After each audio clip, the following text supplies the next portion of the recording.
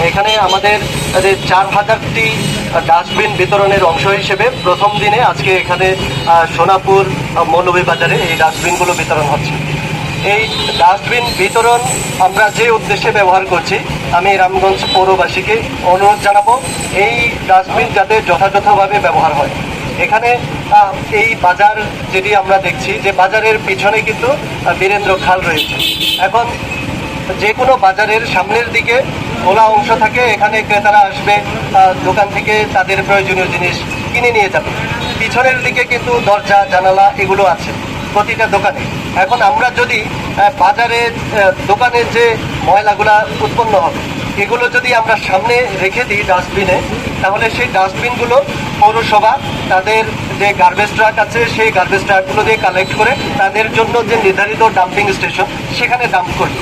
কিন্তু আমরা যদি সেটা না করি, নেহায়েত একেবারেই অসচেতনতা কিংবা একেবারেই অসতর্কতা, এই কারণে যদি আমরা আমাদের দোকানের পিছনে যে খাল আছে খালের দিকে যদি আমাদের ময়লাগুলো ছুঁড়ে মারি, ফেলে দিই, তাহলে যেটা হবে, এখন বর্ষা মৌসুমে হয়তো পানি প্রবাহ আছে, ছোটোখাটো ময়লা হলে তাও হয়তো প্রবাহিত হবে, পানির প্রবাহের সাথে চলে যাবে।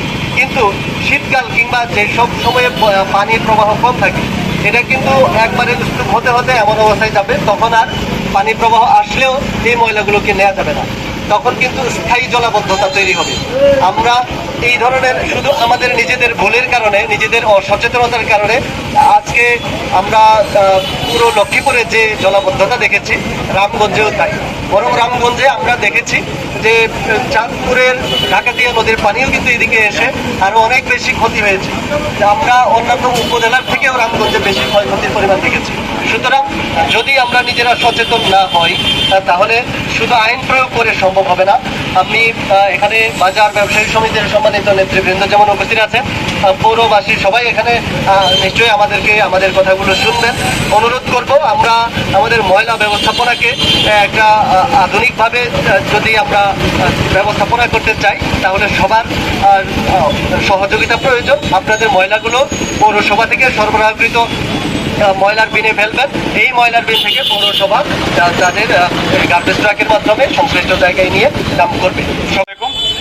আমরা আজকে আমাদের রামগঞ্জ পৌরসভার পক্ষ থেকে প্রায় 4000 ডাস্টবিন বিতরণ করব। এই ডাস্টবিন বিতরণের যে আজকে যে অনুষ্ঠান, আমাদের মাঝে প্রধান অতিথি হিসেবে উপস্থিত আছেন আমাদের লক্ষ্মীপুর জেলার সম্মানিত জেলা প্রশাসক সার্বিক জনাব জেপি দেওয়ান স্যার, এবং এখানে এই রামগঞ্জ মৌলভীবাজারে বিভিন্ন পর্যায়ের আমাদের সম্মানিত ব্যবসায়ীবৃন্দ আছে। তো আপনারা জানেন যে ইতিপূর্বে এই যে আমরা যে পিছনে যে খালটা আছে বীরেন্দ্র খাল, এটা ইতিপূর্বে প্রায় 2 কিলোমিটার পরিষ্কার করা হয়েছে। আমাদের কাছে অভিযোগ ছিল যে এখানে বিভিন্ন পর্যায়ে এলাকাবাসী এবং এই ব্যবসায়ীবৃন্দ যারা আছেন তারা এই খালটাকে ময়লার ভাগারে পরিণত করেছে। যেহেতু আমরা ইতিমধ্যে পরিষ্কার করে দিয়েছি এবং এই পরিষ্কার করতে গিয়ে আমাদেরকে এই এলাকার এই বাজারের বিভিন্ন পর্যায়ে যে সম্মানিত ব্যবসায়ীবৃন্দ আছেন ওনারা সহযোগিতা করেছেন, আমাদের উপজেলা প্রশাসনের সহযোগিতা ছিল।